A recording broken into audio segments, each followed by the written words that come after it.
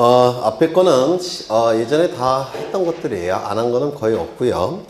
동영상을 통해서 확인해 주시고요. 뭐 문제풀이 할 때 또 할 겁니다. 너무 걱정 안 하셔도 돼요. 430쪽을 보시면 가장 중요한 등기, 가등기를 좀 보겠습니다. 가등기. 이 가등기는 많이 출제가 되면 4문제까지 출제됩니다. 민법에서 2문제, 등기법에서 2문제. 적게 출제되면 2문제가 나와요. 민법 1문제, 등기법 1문제. 출제 안 되는 경우는 아예 없습니다. 그래서 이 가등기를 좀 설명을 드릴 건데요. 가등기는 2번 설명드렸어요. 근데 이제 워낙 중요하니까 다시 한번 설명을 드립니다. 여기서 가등기 할 때 가짜는 임시 가짜예요. 그래서 임시로 하는 등기를 가등기, 다등기라고 부릅니다.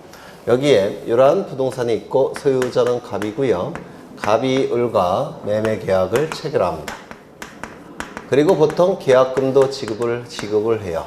그리고 중도금도 일부 지급을 합니다. 그러면 갑은 을에게 등기해 줄까요? 안 해줄까요? 안 해줘요. 왜? 잔금이 지급되지 않았으니까. 그러면 을은 등기를 갖추지 못하니까 채권만 가지고 있는 상태인데요. 그 채권이 뭘까요? 소유권, 이전등기 청구권이라는 채권만 가지고 있을 겁니다. 그리고 갑은 소유권 이전 등기 의무가 있겠죠. 잔금을 다 지급하면 이제 소유권 이전 등기를 해줄 겁니다.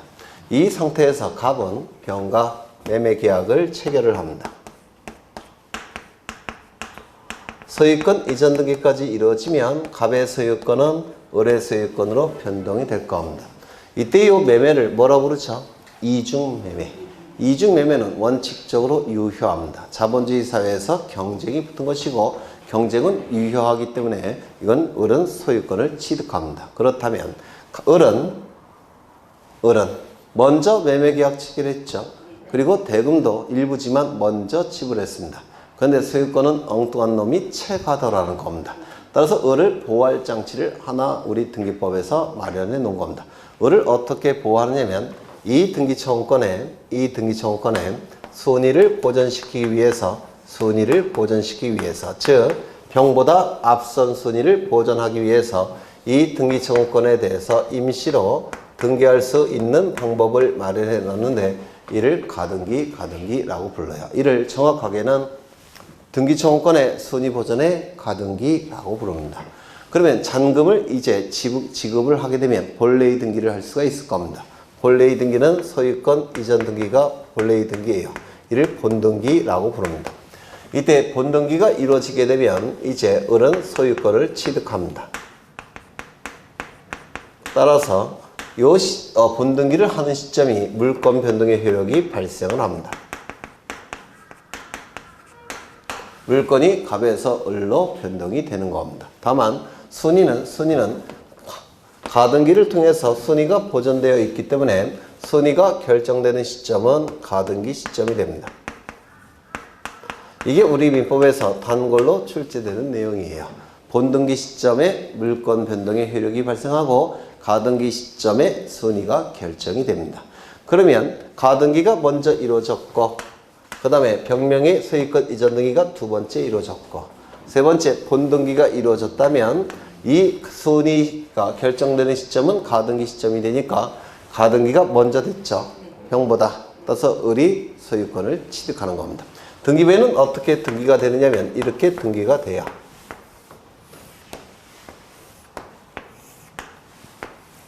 1번 소유권 보전 갑에서 2번 가등기가 먼저 이루어졌죠. 소유권 이전 등기 청구권 에 대해서 가등기 누구의 이름으로? 을의 이름으로 이렇게 등기가 됩니다. 가등기가 된 다음에 이제 병명이 소유권 이전 등기가 이루어졌죠. 그래서 여기 3번 소유권 이전 병 이렇게 등기가 됩니다. 그 다음에 이제 가등기에 의해서 본등기 해야 되겠죠. 지금 전산등기부이기 때문에 요 줄을 칸을 집어넣는 게 굉장히 쉬워요. 그래서 전산등기부이니까 여기를 이렇게 나눠서 소유권 이전을 이렇게 등기를 합니다. 그러면 순위는 가등기와 본등기는 같은 순위 번호를 쓰네요. 맞아요? 따라서 가등기 시점을 기준으로 순위가 결정이 되는 겁니다. 그러면 가등기 시점을 기준으로 물건 변동의 효력이 발생하느냐? 그렇진 않아요. 여기 본등기 할 때 여기다가 날짜를 기록합니다. 본등기 할 때. 그래서 그 날짜에 을이 소유권을 취득하는 겁니다. 그 날짜가 기록이 되니까 본등기 시점에 날짜가 기록하니까 그 날짜에 을은 소유권을 취득하는 겁니다. 그래서 본등기 날짜의 소유권을 취득하는 거예요. 다만 순위는 가등기 순위와 본등기 순위 같은 순위번호를 쓰기 때문에 가등기 시점을 기준으로 순위가 결정이 되는 겁니다. 요거 이해가 되실까요? 되셨죠? 그러면 이때 이 가등기가 이루어짐으로 인해서 이익이 발생한 자는 누굽니까? 을이겠죠. 등기 관리자. 불이익이 발생한 자는 누군가요? 가등기 할 때 병은 없었죠. 따라서 가등기의 등기 의무자는 갑이 됩니다. 그래서 갑과 을은 등기소에 가서 이 가등기를 공동으로 신청함이 원칙입니다. 가등기는 원칙이 공동 신청이에요. 다만 예외적으로 단독 신청에 의해서 이루어지는 경우도 있고 그 다음에 법원의 명령에 의해서 이루어지는 경우도 있습니다. 공동 신청이 원칙인데 단독 신청이 시험에 아주 잘 나와요. 그리고 명령에 의한 등기는 어느 절차에서만 나타난다고 했습니까? 이의신청 절차. 명령에 의한 등기는 이의신청 절차에서만 나타납니다. 법원과 등기소는 법원은 재판 업무, 등기소는 등기 업무를 담당하는 독립된 국가기관이에요. 따라서 법원에서 등기소에 등기를 요구할 때는 촉탁이라는 용어를 써야 돼요. 다만 이의신청 절차에서만큼은 법원과 등기소가 상하관계입니다. 따라서 이 상하관계에서 나오는 게 명령이겠죠. 그래서 이의신청 절차에서만 명령에 의한 등기가 나타나게 됩니다. 그래서 이 가등기도 법원의 명령에 의해서 이루어지는 경우가 있다라는 겁니다. 어느 절차에서? 이의신청 절차에서. 시험은 여기서 대단히 잘 나옵니다. 먼저 첫 번째, 판결서가 있다고 한다면 당연히 등기의 진정성이 확보가 되니까 단독 신청이겠죠. 판결서가 있다면 을은 단독 신청할 수가 있을 겁니다. 두 번째, 가등기하라는 임시에 법원의 처분 명령 결정이 있을 때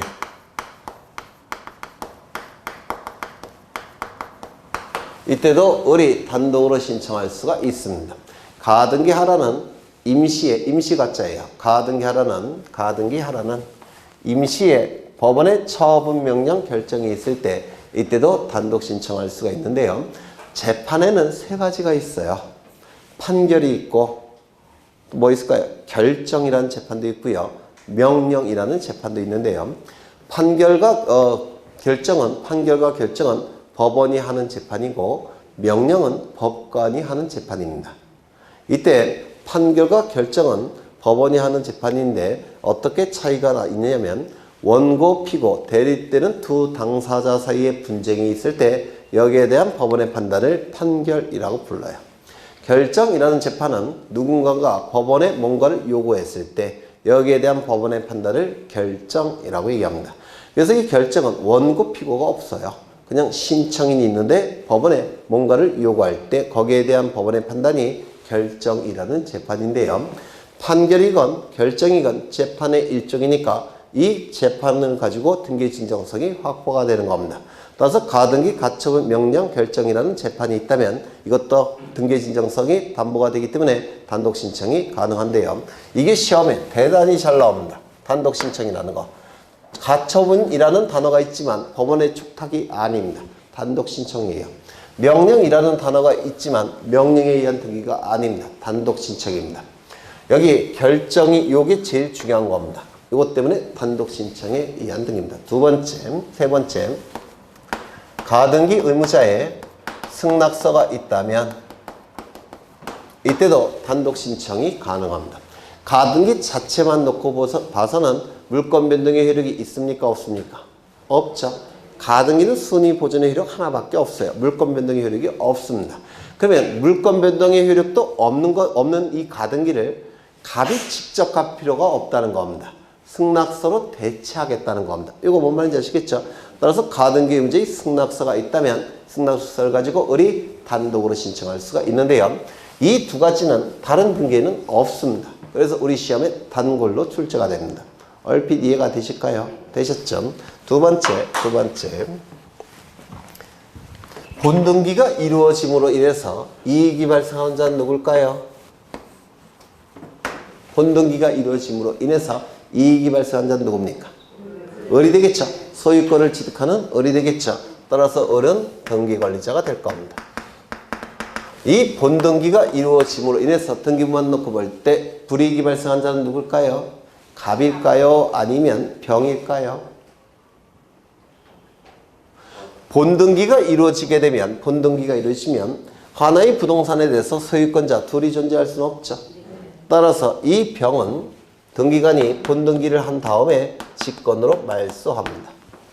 이거는 등기관이 직권으로 말소하게 돼요. 두 개의 소유권자가 동시에 존재할 수는 없기 때문에 그렇습니다. 이거 이해가 되셔요? 그렇죠. 그러면 직권으로 말소되는 자에게 등기무죄의 지위를 인정할 수 있을까요? 없을까요? 없습니다.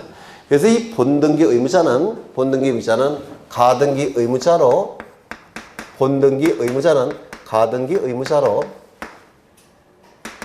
고정되어 있습니다.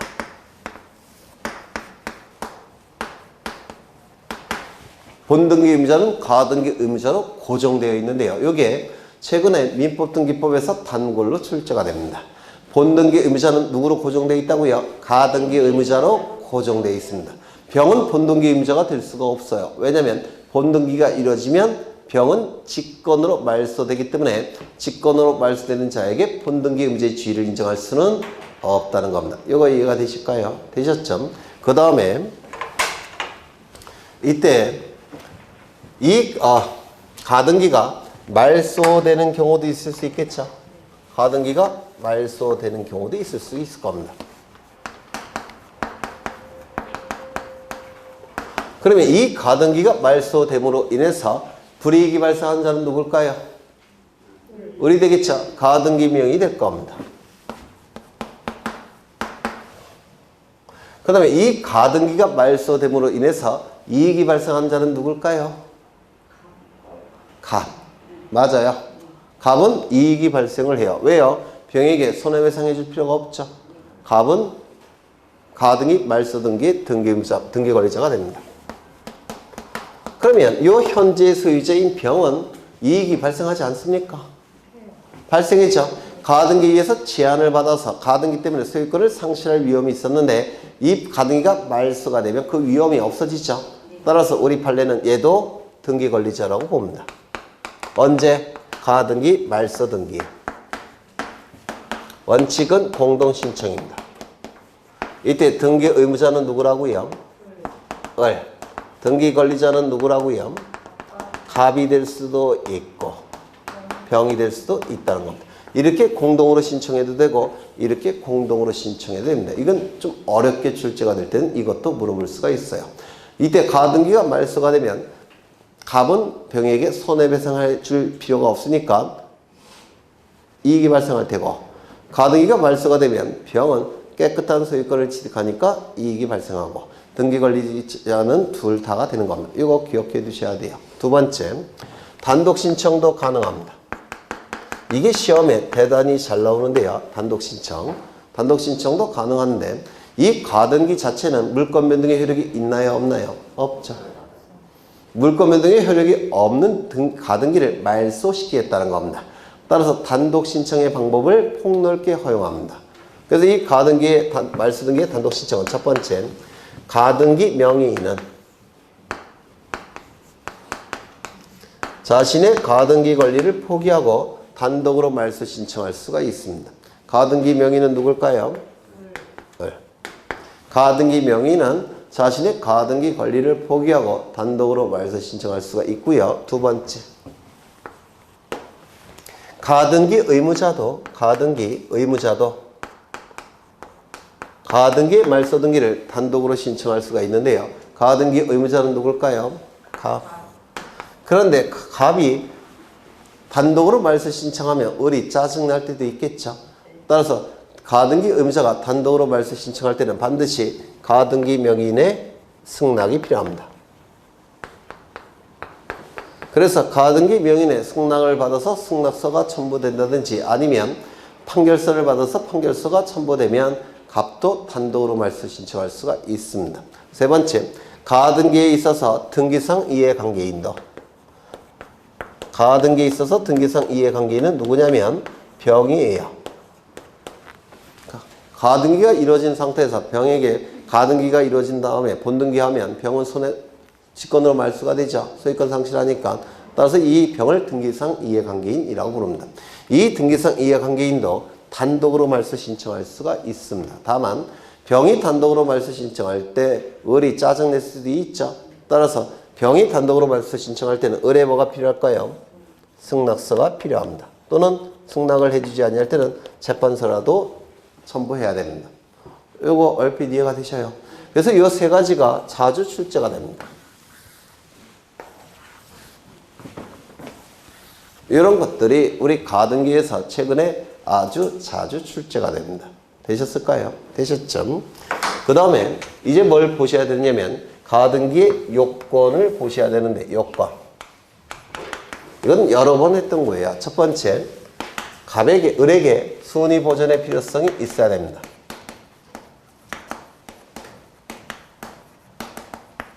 지금 이 가등기에 의해서 순위가 보존된다고 했죠. 그러면 이 가등기권자에게 순위를 보존시킬 필요성이 있어야지만 가등기할 수가 있습니다. 순위 보존의 필요성이 있을 것. 두 번째, 이 을에게 등기청구권이 있어야 되겠죠. 이 등기청구권에 대해서 순위를 보존하기 위해서 임시로 하는 등기가 가등기죠. 따라서 두 번째, 이 을에게 등기청구권이 있어야 되는데요. 이 등기청구권을 뭐라고 부르냐면 부동산 물권 변동 또는 부동산 임차권 변동. 변동을 목적으로 하는 청구권이 있어야지만 이 청구권에 대해서 순위를 보존하기 위해서 가등기하는 겁니다. 세 번째, 가등기한 다음에 무슨 등기합니까? 본등기를 하죠. 따라서 본등기가 가능해야지만 가등기도 가능한 겁니다. 본등기가 불가능하다면 가등기도 할 필요가 없습니다. 이게 세 가지 요건이 충족이 돼야지만 가등기할 수가 있는데요. 세 번째부터 보시면 지역권 이전 등기라는 거 아까 말씀을 안 드린 것 같은데 지역권 이전 등기라는 건 아예 없어요. 왜냐면 혹시 지역권의 수반성, 부정성 들어보신 적 있습니까? 지역권자가 가지고 있던 소유권을 다른 자에게 넘기면 지역권도 무조건 따라가요. 유역지 소유자가 소유권을 다른 자에게 넘기면 지역권도 무조건 따라갑니다. 이를 지역권의 수반성 또는 부정성이라고 부르는데요. 그러면 소유권이 넘어갈 때 지역권도 무조건 따라가기 때문에 지역권 이전 등기를 할 필요가 없습니다. 그래서 지역권 이전 등기라는 건 우리 민법등기법에서 아예 모릅니다. 지역권 이전 등기라는 거 없다는 거 좀 기억해 두셔야 돼요. 그러면 지역권 이전 등기가 불가능하다면 지역권 이전에 가등기는 가능할까요? 불가능할까요? 불가능합니다. 합의 지분은 등기부에 기록한다고 했습니까? 안 된다고 했습니까? 합의 지분은 등기부에 기록하지 않습니다. 예전에 공동 소유할 때 했어요. 합의 지분은 등기부에 기록되지 않으니까 합의 지분 이전 등기라는 건 아예 없습니다. 그럼 합의 지분 이전 등기라는 게 없다면 합의 지분 이전에 가등기는 가능할까요? 불가능할까요? 불가능합니다. 공의 지분은 등기부에 기록이 돼요. 따라서 공의 지분 이전 등기는 가능합니다. 그럼 공의 지분 이전에 가등기는 될까요? 안 될까요? 되는 겁니다. 공의 지분 이전 등기는 가능하니까 공의 지분 이전에 가등기도 가능한 겁니다. 그런 것들이 출제가 돼요. 여기서. 그 다음에 부동산 물권 변동, 임차권 변동을 목적으로 하는 청구권을 한 단어로 채권적 청구권이라고 부릅니다. 채권적 청구권에 대해서만 가등기가 가능해요. 그러면 반대로 물권적 청구권은 가등기할 수 있다 없다? 없습니다. 물권적 청구권은 가등기가 불가능합니다. 물권적 청구권은 물권자가 행사하는 청구권이 물권적 청구권이에요. 그러면 물권은 언제 취득합니까? 본등기를 한 다음에 취득을 하게 돼요. 그래서 이때 이 을이 물권을 취득하는 시점은 본등기 시점이고요. 본등기 이후에 발생하는 게 물권적 청구권. 본등기 이전에 발생하는 청구권을 채권적 청구권이라고 불러요. 그런데 이 가등기는 본등기 이후에 하는 겁니까? 이전에 하는 겁니까? 이전에. 따라서 이 가등기는 채권적 청구권 단계에서 하는 것이지 물권적 청구권 단계에서 하는 게 아닙니다. 얼핏 이해가 되셔요? 이거 세 번째 하는 건데. 그 다음에 부동산 물권 변동, 임차권 변동을 목적으로 하는 청구권에 대해서만 가등기하는 건데요. 청구권, 채권적 청구권에 대해서만 가등기하는 겁니다. 그렇다면 환매권은 채권적 청구권일까요? 아닐까요? 환매권, 아까 보신 환매권은 청구권 자체가 아닙니다. 형성권이에요. 그럼 환매권은 청구권이 아니니까 물청도 아니고 채청도 아니에요. 그러면 가등기할 수 있을까요? 없을까요? 없습니다. 따라서 환매등기의 가등기란 건 존재하지 않습니다. 근데 환매권자가 다른 자에게 환매권 돈 주고 팔 수 있겠죠? 그러면 산 사람은 환매등기 이전 등기 청구권이 있겠죠? 환매등기 이전 등기 청구권은 채권적 청구권이에요. 따라서 환매등기 이전의 가등기는 가능하지만 환매권 자체에 대해서는 가등기할 수가 없습니다. 환매권은 청구권 자체가 아니라 형성권이기 때문에 그렇습니다. 얼핏 이해가 되실까요? 되셨겠죠? 그 다음에 여기 순위 보존의 필요성은 세 가지 경우에 인정이 되는데, 첫 번째 권리의 설정, 이전, 변경, 소멸의 청구권에 대해서만 우리 등기법은 보존의 필요성을 인정해 줍니다. 권리의 설정, 이전, 변경, 소멸의 청구권에 대해서 보존의 필요성을 인정하는데요. 이건 뭘 얘기하냐면 권리의 등기에서만 보존의 필요성이 인정된다는 뜻이에요. 그러면 표지부 등기는 가등기할 수 있을까요? 없을까요? 없어요. 왜요? 표지부는 권리에 관한 내용이 아예 기록되지를 않습니다. 맞아요. 그 다음엔 요 네 가지는 한 단어로 권리 변동이라는 용어를 씁니다. 그래서 이 가등기는 권리 변동에 여기 보시면 어디 갔나? A점. 권리 변동을 목적으로 하는 청구권에 대해서 순위를 보존하기 위해서 가등기를 하는 겁니다. 문제는 권리의 보전 또는 처분 제한. 이 보전과 처분 제한은 권리 변동과는 상관이 없어요. 보전과 처분 제한은 권리 변동은 발생, 변경, 소멸을 얘기하는 건데요. 보전은 존재하는 소유권을 보호하는 겁니다. 발생도 아니고 변경도 아니고 소멸도 아니에요. 이건 전부 다 발생, 변경, 소멸에 해당이 돼요. 근데 보전은 발생도 아니고 변경도 아니고 소멸도 아니니까 권리 변동이라는 용어와 매치가 안 돼요. 따라서 보전 등기는 가등기할 수 있을까요? 없을까요? 없습니다.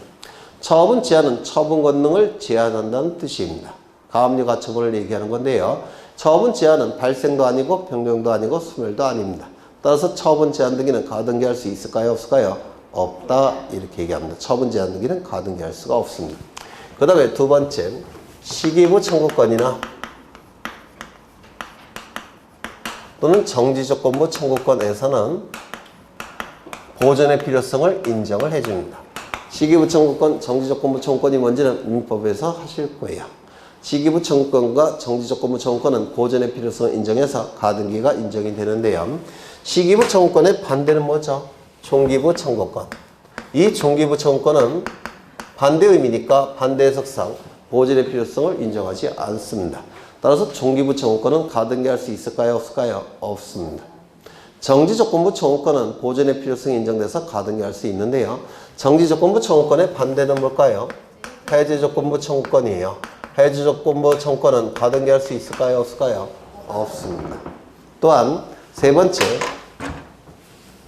장래 확정될 청구권은 보존의 필요성을 인정해서 가등기할 수가 있습니다.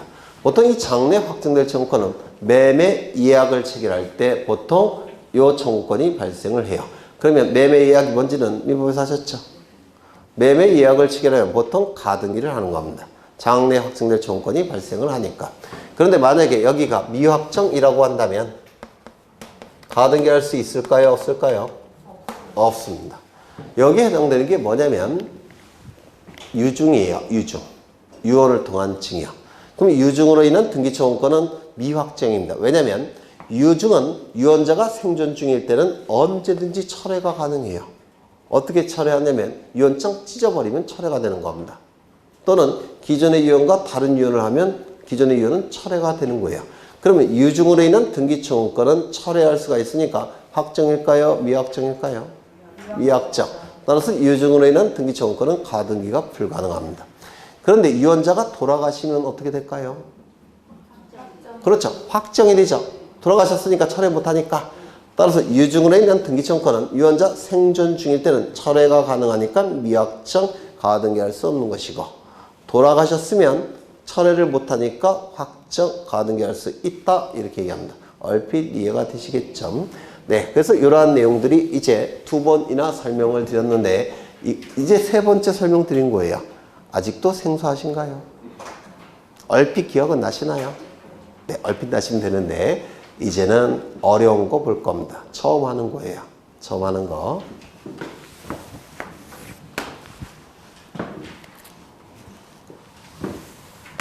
여기에 이러한 부동산이 있고 소유자는 갑입니다.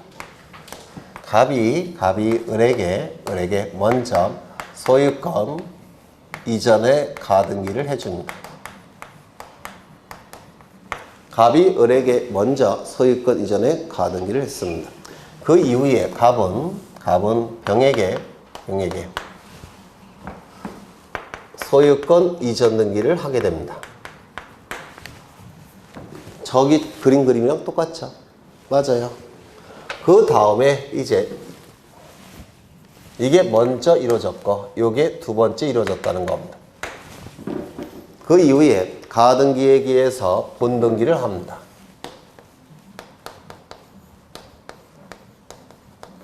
그러면 본등기를 하게 되면 순위는 어느 시점을 기준으로 결정이 되죠? 가등기 시점을 기준으로 결정이 되죠. 왜? 본등기와 가등기는 순위 번호를 같이 쓰니까. 맞아요.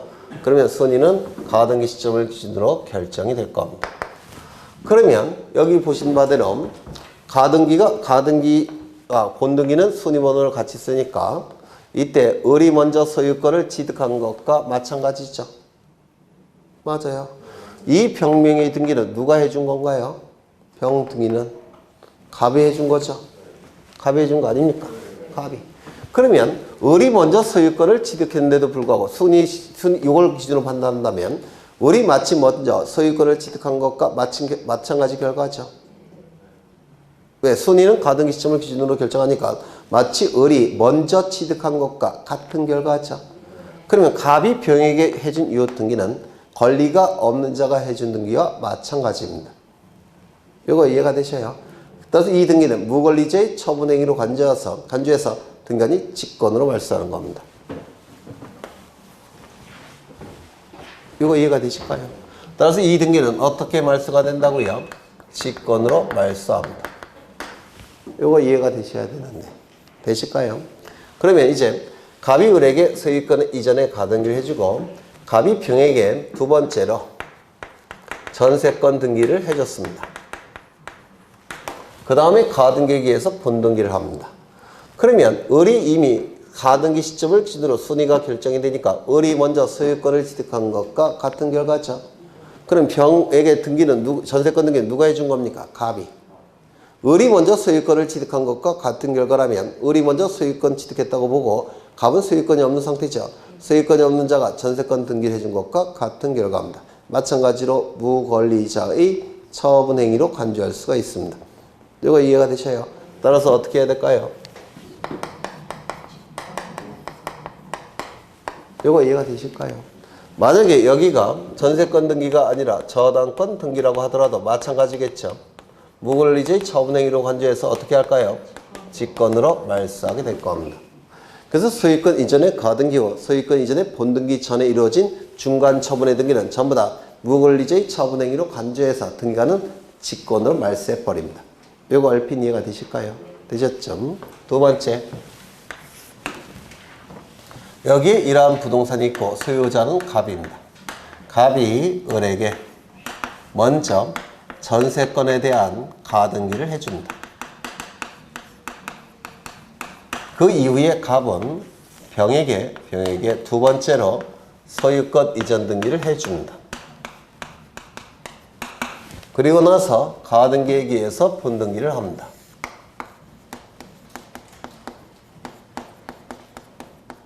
순위는 가등기 시점을 기준으로 결정이 될 겁니다. 맞아요. 그러면 을이 취득한 권리는 무슨 권리에 불과합니까? 전세권. 그러면 소유권은 여전히 누가 갖고 있을까요?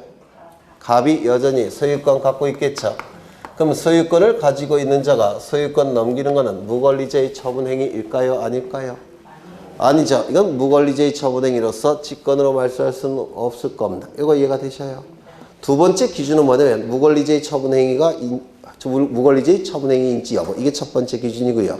두 번째 기준은 요 두 개의 등기는 양립할 수 있을까요? 없을까요? 있죠. 선순위 전세권에 의해서 제한을 받는 소유권을 취득한 것으로 보면 되겠죠. 양립이 가능하니까 이거는 직권으로 말소할까요? 못할까요? 못한. 무권리자의 처분행위도 아니고 양립할 수 없는 것도 아니니까 직권으로 말소하지 못합니다. 이거 이해가 되실까요? 두 번째, 이게 지상권 등기라고 한다면 무권리자의 처분행위는 아니겠죠. 갑이 소유권을 가지고 있으니까. 그러면 갑이 을에게 지상권을 등기했으면 이 두 개는 양립할 수 있을까요? 없을까요? 하나의 부동산에 대해서 용익물권자가 둘이 존재할 수 있습니까? 없죠. 따라서 이건 양립할 수 있습니까? 없습니까? 없죠. 그러면 양립할 수 없으니까 누가 선순위예요? 을이 선순위죠. 1순위, 2순위. 따라서 이건 어떻게 할까요? 직권으로 말소해야 됩니다. 무권리자의 처분행위는 아니지만 양립이 불가능하니까 직권으로 말소할 겁니다. 이거 이해가 되실까요? 이건 어떨까요? 을이 취득한 전세권은 요 부분입니다. 병이 취득한 지상권은 요 부분이에요. 그러면 첫 번째 무권리자의 처분행위는 아니고 두 번째 양립 가능합니까? 불가능합니까? 용익물권은 부동산 일부도 가능하잖아요. 이건 양립할 수 있죠. 둘 다. 그러면 이 경우에는 직권으로 말소할 수 있을까요? 없을까요? 없습니다. 양립이 가능하니까. 이거 이해가 되실까요? 그러면 여기가 지상권 등기가 아니라 저당권 등기라고 한다면 무권리자의 처분행위는 아니죠. 그리고 저당권은요. 미국에서 하셨겠지만 간념적으로만 지배한다라는 말 들어보셨습니까? 저당권은 간념적으로만 지배한다. 여기서 간념은 등기로만 지배한다는 뜻이에요. 저당권 등기로만 지배하는 게 바로 저당권입니다. 간념적으로만 지배합니다. 따라서 저당권은 다른 물건과 다 양립이 가능합니다. 저당권은 간념적인 지배권에 불과하니까 다른 물건과 다 양립할 수가 있어요. 그럼 이거는 무권리자의 처분행위는 아니네요. 소유자가 설정해 줬으니까. 두 번째, 양립할 수 있습니까? 없습니까? 다른 물건과 다 양립할 수 있다고 했죠. 따라서 이거는 직권으로 말소할까요? 말소하지 않을까요?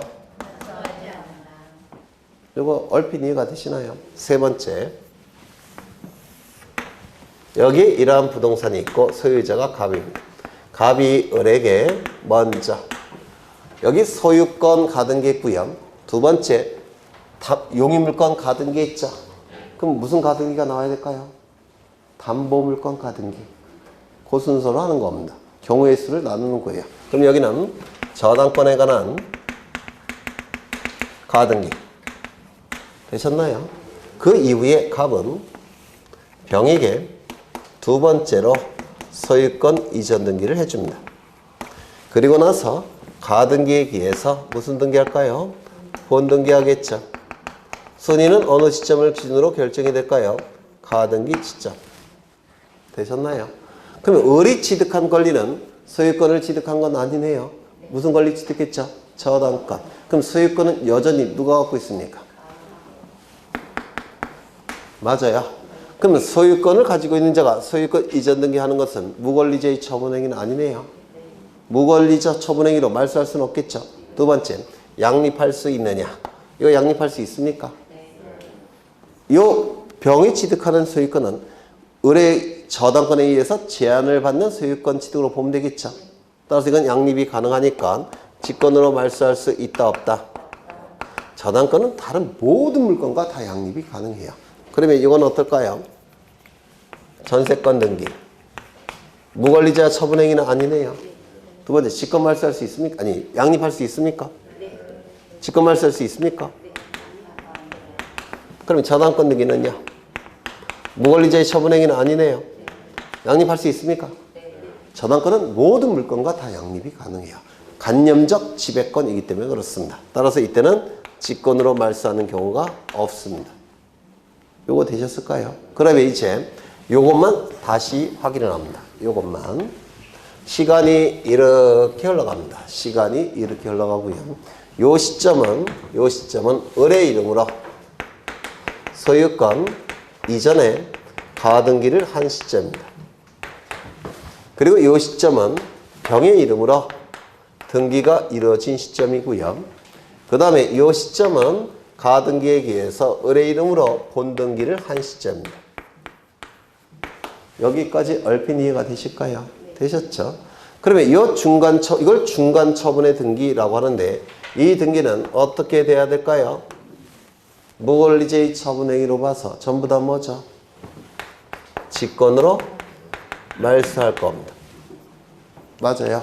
이게 무권리제의 처분행위로 간주해서 소유권 이전의 가등기와 소유권 이전의 본등기 전에 이루어진 중간 처분의 등기는 다 등간이 직권으로 말소함이 원칙입니다. 그런데 이런 경우가 있어요. 가등기 이전에 가압류 등기가 이루어지더라는 겁니다. 다시요. 가압류 등기라는 게 있는데 가압류 등기. 보통 가압류 등기가 이루어지면 요것과 세트를 이루는 게 강제경매 개시결정 등기라는 겁니다. 가압류권자는 판결서를 받으면 강제 집행 들어갈 수가 있습니다. 강제 집행을 통해서 경매 절차로 넘깁니다. 그리고 대금으로부터 배당을 받게 돼요. 그래서 이 가압류 등기와 세트를 이루는 것이 강제경매 개시결정 등이라는 게 있습니다. 이거는 세트로 움직이는 거예요. 세트로. 그 다음에 저당권 등기. 그 다음에 전세권 등기. 담보가 등기. 이거의 공통점은 뭘까요? 우선 변제권이 있는 등기들이에요. 피담보 채권이 변제되지 않으면 경매 절차로 넘기죠. 이때 이 경매 절차를 임의 경매 절차라고 부릅니다. 전세권에도 담보 물권적 속성이 있다고 했죠, 아까? 네. 그때도 임의 경매 절차로 넘길 수가 있어요. 이 담보 가등기는 민법에서 하셨겠지만 저당권과 똑같다고 봅니다. 따라서 담보 가등기권자는 나중에 채권이 변제되지 않으면 임의 경매 절차로 넘깁니다. 이때 이러한 등기들은 뒤에 어떠한 등기가 뒤따라 나오냐면 임의경매 개시결정 등기가 뒤따라 나와요. 이건 세트로 움직이는 겁니다. 그래서 가압류 등기 다음에는 강제경매 개시결정 등기. 근데 저당권, 전세권, 담보가 등기 다음에는 임의경매 개시결정 등기가 뒤따라 나오는데요. 이때 요 등기가 가등기 이전에 이루어졌다면 이 등기는 등기관이 직권으로 말소할 수 있을까요? 없을까요? 없죠. 왜? 선순위니까. 맞아요. 그럼 이것을 직권으로 말소할 수 없는 상태에서 이거를 말소할 수 있을까요? 없을까요? 없어요. 세트로 움직이니까. 요거 이해가 되실까요? 그렇죠. 그렇다면 이러한 등기가 가등기 이후에 이루어졌다면 이건 전부 다 어떻게 될까요? 직권 말소하겠죠. 이거 이해가 되셔요? 그러면 이거 직권으로 말소할 때 이것도 내버려 둬야 되겠습니까? 같이 직권으로 말소하겠죠. 정리하점. 가등기 이전에 이루어진 가압류 등기에 기초한 가등기 이후에 이루어진 강제경매 개시결정 등기. 가등기 이전에 이루어진 저당권, 전세권, 담보가 등기에 기초한 가등기 이후에 이루어진 임의경매 개시결정 등기. 이런 건 말소할 수 있다 없다? 기준이 이걸 기준으로 하는 게 아니라 이걸 기준으로 한다고 했죠. 말소할 수 있다 없다? 없다. 되셨을까요? 또한 이때 임차권 등기가 이루어졌는데 이 임차권 등기가 가등기권자에게 즉 을에게 대항할 수 있는 임차권 등기라고 한다면 가등기권자에게 대항할 수 있는 임차권 등기라고 한다면 이거 말소할 수 있을까요? 없을까요? 네? 가등기권자에게 대항할 수 있으니까 가등기권자를 우선할 수는 없겠죠. 맞아요. 따라서 이것도 직권을 말소하지 않을 겁니다. 얼핏 이해가 되셔요? 하나 더. 을에게는 누가 있느냐면 A라는 채권자가 있습니다. 이 가등기권자에게는 채권자 A가 있는데요. 그 말은 요 을은 채무자라는 뜻이죠. 채무자가 자신의 채무를 이행하지 않게 되면 채권자는 채무자의 재산에 대해서 강제집행 들어가겠죠. 그래서 이 가등기 권리도 재산적 권리니까 채권자가 강제집행할 수가 있어요. 강제집행하는 과정에서 가압류 등기나 또는 가처분 등기를 하는 경우가 있습니다. 그러면 가등기에 대한 가압류 가처분 등기니까 가등기 이후에 이런 등기가 됐겠죠. 그리고 본등기가 이루어졌다는 겁니다. 그러면 이 가등기에 의해서 본등기를 했을 때 가등기에 대한 가압류 가처분 등기는 무권리자의 처분행위입니까? 정당한 권리자의 처분행위입니까? 정당한 권리자죠. 정당한 채권자 아닙니까? 따라서 가등기에 대한 가압류 가처분 등기는 가등기 자체에 대한 가압류 가처분 등기는 본등기가 이루어진다고 하더라도 이 등기 자체는 무권리자의 처분행위가 아니에요. 정당한 채권자가 하는 정당한 등기입니다. 직권 말소할 수 있을까요? 없을까요? 없습니다. 정리하죠. 그래서 요즘은 이런 것도 출제해요. 예전엔 너무 어려워서 출제 안 했는데 요즘은 물론 민법에서 안 나와요. 너무 어려워서. 등기법에서 나오는데요. 소유권 이전에 가등기 후 소유권 이전에 본등기가 이루어졌을 때 가등기 이전에 이루어진 가압류 등기에 기초한 가등기 이후에 이루어진 강제금융 개시결정 등기, 가등기 이전에 이루어진 저당권, 전세권, 담보가등기에 기초한 가등기 이후에 이루어진 임의경매 개시결정 등기, 그 다음에 가등기권자에게 대항할 수 있는 임차권 등기, 그리고 가등기 자체에 대한 가압류 가처분 등기는 중간 처분의 등기일지라도 등기관이 직권으로 말소할 수가 없다는 겁니다. 네 가지는. 하나, 둘, 셋, 네 가지는. 되셨을까요? 이것도 민법 지식이 많으면 그다지 어려운 게 아닌데. 네. 그래서 이게 이제 가등기에서 하이라이트예요. 가등기에서. 가장 화려한 내용입니다. 그래서 가등기를 보시면 이 가등기는 빼먹을 게 단 하나도 없습니다. 여기서. 다 2번 이상 출제가 된 내용들이에요. 여기서 판사한 것 중에서 출제 안 된 건 없습니다. 아예. 가장 어려운 건 저거. 저건 사례형으로 나올 겁니다. 나중에 문제풀이 할 때 보여드릴 거예요. 되셨을까요? 그 다음에 이제 하나 못한 게 있는데 가처분 등기를 못했어요. 물론 최근에는 출제가 많이 안 되긴 하지만 가처분 등기도 조금 보셔야 될 것 같은데 요거는 다음 주에 수업 들어가기 전에 가처분 등기를 먼저 확인한 다음에 들어가겠습니다. 어떠실까요? 아니면 3시까지 할까요? 그냥? 네. 저도 그러고 싶어요. 그래서 다음 주에는 공간정보법부터 시작할 거 아닙니다. 등기법부터 보실 거예요. 등기법. 그리고 이 등기법은 암기 자체가 불가능합니다. 해봤자 시험장에서 피가 안 나요. 그래서 이해를 하셔야 되는데 미리 풀어 오셔야 돼요. 풀어 오시면 재밌어질 테고요. 안 풀어 오시면 미칠 겁니다. 아마 등기법 반드시 풀어 오셔야 돼요. 그래서 6주 정도를 할 계획인데요. 5주에서 6주. 그래서 한 5등분해서 풀어 오셔야 돼요. 네, 5등분해서. 그래서 이 등기법은 치매 예방에도 좋아요. 완전히 머리 쓰는 과목이어서, 네. 그래서, 네. 다음 주에 등기법부터 진행한다는 거, 5분의 1을 다음 주에 보고 오셔야 된다는 거. 되셨죠? 네. 그리고 가처분 등기는 다음 주에 먼저 하고 들어가겠다는 거. 고생하셨고, 네. 시험이 얼마 안 남았죠. 여러분이 너무 힘들으시면 나중에 제가 20문제를 뽑아드릴 거예요. 등기법만. 거기서 8개는 나올 겁니다. 8개. 12개 중에서 8개. 그러니까 너무 스트레스 받지 마셔요. 나올 건 뻔하니까.